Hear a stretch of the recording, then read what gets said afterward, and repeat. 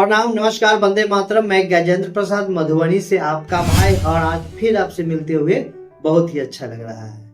और आज हम सभी बातें करेंगे शिष्य अनुभूति से। जी हाँ, मैं 2 दिन पहले एक साप्ताहिक शिव गुरु चर्चा में गया था। वहाँ एक जिज्ञासा चल रहा था। उसी जिज्ञासा पे सबों ने अपना अपना विचार दिया, और वह जिज्ञासा बहुत ही पुराना है, क्योंकि 1990 से वो शिष्य अनुभूति हम लोगों के बीच उपलब्ध है। हम सभी पढ़ते हैं, लेकिन पढ़ तो रहे हैं, लेकिन उसे पूरा समझना आज भी संभव नहीं हो पाया है। हम सभी पढ़ते हैं, और रोज पढ़ते हैं तो रोज नई बातें पता चलती है। यानी वो गागर में सागर है, और शिष्य अनुभूति को पूर्ण रूप से समझ पाना तो शायद मेरे लिए संभव नहीं है, क्योंकि मैं रोज जब पढ़ता हूँ ना, रोज तो प्राय नहीं पढ़ पाता, लेकिन जब पढ़ता हूँ लगता है कुछ ये जो मैं आज पढ़ रहा हूँ वो नई बातें हैं। तो उसमें एक जिज्ञासा है। उस जिज्ञासा क्या है, जरा आप भी गौर से सुनिए।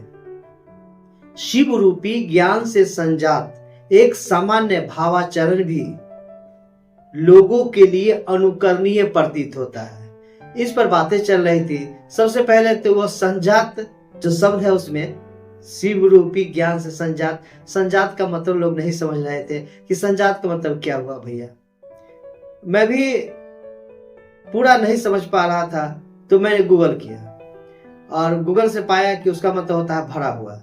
बिल्कुल सही बात है, यहाँ सटीक भी बैठ गया कि यदि हमारे अंदर महागुरु महादेव की ज्ञान यदि आ जाती है, शिव रूपी ज्ञान से संजात एक सामान्य भावाचरण, तो हमारे अंदर का जो भाव, जो आचरण है, हमारे आचरण का जो भाव है, जो हमारे अंदर आचरण का भाव है, वो सामान्य भाव जो है वो व्यक्ति के लिए अनुकरणीय वो सामने वाला व्यक्ति उसका अनुकरण कर लेता है, क्योंकि वो समझता है कि ये हमारे गुरु भाई हैं, ये बहुत दिन से शिव को गुरु माने हुए, ये जो कहते हैं या जो करते हैं, जो बोलते हैं वो अच्छा ही होगा, चलो ये इस बात को मान लिया जाए। अनुकरणीय प्रमाणित होता है। प्रमाणित का मतलब क्या हुआ?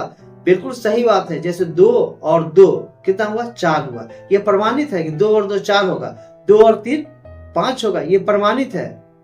तो जिस तरह से 2 और 2 4 प्रमाणित है, उसी तरह से साहब यहाँ लिख रहे हैं, शिव रूपी ज्ञान से संजात एक सामान्य भावाचरण भी लोगों के लिए अनुकरणीय है। तो हम सभी इस बात पे तनिक सोचें, तनिक विचारें कि शिव हमारे गुरु हैं, और शिव हमारे गुरु हैं तो हमारा जो आचरण है, हमारा जो व्यवहार है, हमारा जो विचार है, वो ऐसा होना चाहिए कि लोग उसका अनुकरण करें। लेकिन कब होगा, कैसे होगा? तो साहब श्री जो बताए हैं उसे करेंगे तभी होगा। चर्चाओं में हम सभी जाते हैं, मंच पे बोलते हैं, साप्ताहिक में बोलते हैं, पुराने गुरु भाई हैं, बहन हैं, तो थोड़ा सा मान अधिक मिल जाता है कि भाई आप इसका उद्धृत कर दीजिए। और वहां पर हम सभी यदि असामान्य व्यवहार प्रदर्शित करते हैं तो लोग सोचेंगे क्या, और वो हो सकता है वो भी ग्रहण कर ले। इसीलिए हम सभी का दायित्व है कि हम सभी ऐसी वाणी बोले, ऐसा व्यवहार करें, ऐसा आचरण रखे कि जिससे कि लोगों को लगे कि शिव को गुरु मानने के बाद इनके अंदर कितनी परिवर्तन हुई है, कितनी अच्छाई आई है, चलो मैं भी शिव को गुरु मानकर अच्छा बनने का प्रयास करता हूँ। तो इसीलिए हम सभी का एक सामान्य भावाचरण भी लोगों के लिए अनुकरणीय होगा, और ये बिल्कुल सत्य बात है। इसीलिए यहाँ अंत में एक शब्द जोड़ा गया, प्रमाणित होता है। तो शिष्य अनुभूति एक अनुपम पुस्तक है। इस अनुपम पुस्तक को हम सभी को निश्चित रूप से पढ़ना चाहिए, और साप्ताहिक चर्चाओं में इसके विषय में यदि बातें होती है तो और भी अच्छी बातें हैं, क्योंकि ये शिष्य अनुभूति है ना, उस पर यदि उसके विभिन्न प्रकार की जो जिज्ञासा है, उसमें विभिन्न प्रकार जो लाइन है जो लोग नहीं समझ पाते हैं, उस पर बातें होती है, तो बहुत सारे लोगों को समझ में आ जाता है। यदि हम अपने मन से कोई बात कहते हैं, इससे अच्छा है कि हम शिष्य अनुभूति का 2-4 लाइन पढ़ के लोगों को बतावे, सुनावे, और उनसे जिज्ञासा करें कि बताइए इसका मतलब क्या हुआ, ये जो लाइन है इसको मतलब कैसे क्या है, जरा समझाया जाए। और इससे क्या होगा, कि लोग सोचने पे, विचारने पे मजबूर हो जाएंगे। आज नहीं बोल पाएंगे तो याद रखेंगे कि इस पे हमको बातें करना है, और इस पर जब चिंतन करेंगे, मंथन करेंगे, तो उनके अंदर से वो जिज्ञासा का जो उत्तर होगा, जो विचार होगा, वो प्रस्फुटित होगा और वो बोल पाएंगे। यही तो हम लोग चाहते हैं, यही तो हमारे सांप श्री चाहते हैं कि हर एक के अंदर में जो शिव सोया हुआ है वो शिव जगे और लोग शिव को अपना गुरु मानकर जन जन को बतावे कि शिव मेरे गुरु है। और इसी तरह शिव शिष्टता का विस्तार होता जाएगा और लोगों के अंदर में ये विचार आता चला जाएगा कि मेरे गुरु शिव है, जन जन के गुरु शिव हो जाए। आजकल हम सभी क्या देखते हैं कि एक ट्रेंड सा चल गया है कि लोग लिखते हैं, अरे महादेव के पीछे चलिए ना, किसी व्यक्ति के पीछे क्यों चलते हैं। बड़ा ही ये मुझको तो द्व्यर्थी बात लगता है कि व्यक्ति के पीछे क्यों चल रहा है। व्यक्ति के पीछे लोग क्यों चलेगा, लोग तो महादेव के पीछे ही चल रहे हैं। लेकिन हाँ, साहब जो बता दिए हैं कि शिव हमारे गुरु हैं, आप भी शिव को गुरु बनाइए और लोगों को बताइए। तो लोगों का मतलब क्या, व्यक्ति ही हुआ। तो जो व्यक्ति साहब श्री की बातों को लेकर आगे बढ़ रहे हैं, उनके विचारों के साथ तो चलना होगा। यहाँ तो वही बात है, चलना है और चलाना है। तो महादेव तो स्वयं हमारे आपके साथ आकर नहीं चलेंगे, वो तो माध्यम किसी न किसी का बनाएंगे। तो व्यक्ति के साथ तो चलना ही होगा। हाँ, वैसे व्यक्ति से सावधान रहना है जो स्वयं अपनी प्राथमिकता लेकर चलते हैं। बहुत से व्यक्ति कहेंगे मेरे साथ तो साहब है, दीदी है, महादेव है। अरे भैया हैं तो ठीक है, आपके साथ है, अच्छी बात है, लेकिन आप इस बात को प्रमाणित लोगों को दर्शाते क्यों हैं, आप इस बात को कहते क्यों हैं। आप अपने अंदर रखिए ना, लोग स्वयं समझ जाएंगे कि आपके अंदर साहब है, दीदी है, महादेव है। लोग स्वयं समझ जाएंगे, स्वयं अंदाज लगा देंगे। हम यदि बोलते हैं तो हमारे अंदर के विचार से, व्यवहार से, संस्कार से, हमारे बोली से, हमारे कर्म से झलकने लगेगा कि मैं साहब की वाणी बोल रहा हूँ, दीदी की वाणी बोल रहा हूँ, मैं महादेव की वाणी बोल रहा हूँ। इसको कहकर सुनाने से क्या फायदा।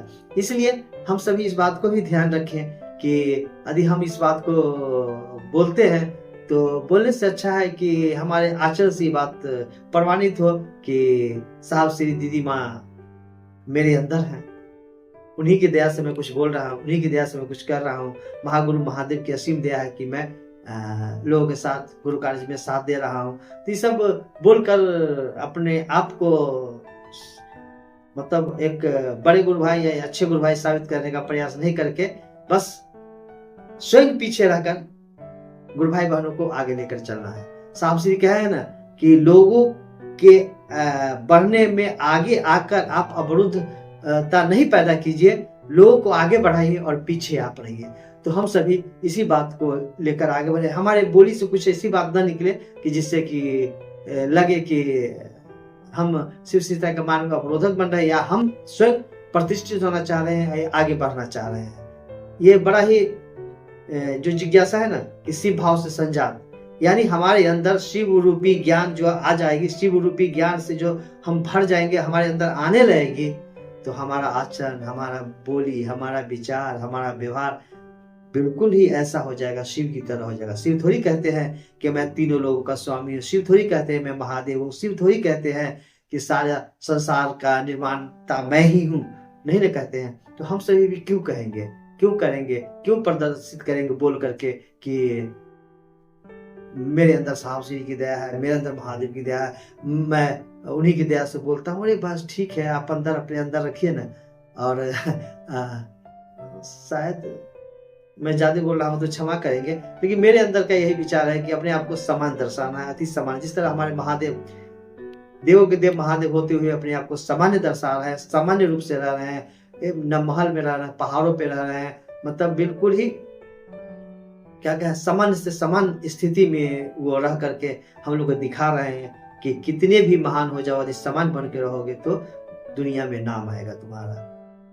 तो चलिए फिर मिलते हैं किसी अन्य दिन अन्य विषय के साथ। आज इतना ही, बस इतना ध्यान हम लोगों को रखना है कि शिव रूपी ज्ञान हमारे अंदर आएगी तो हमारा आचरण जो लोग अपनाएंगे वो ऐसा आचरण होना चाहिए जिससे कि महादेव के मार्ग पे लोग आगे बढ़े। किसी भी तरह लोगों के शिष्यता के मार्ग में आगे बढ़ने में हम बाधक नहीं, सहयोगी बने, सबों को आगे बढ़ावे, पीछे से अपने भी आगे बढ़े। आप सभी को फिर से प्रणाम, नमस्कार, वंदे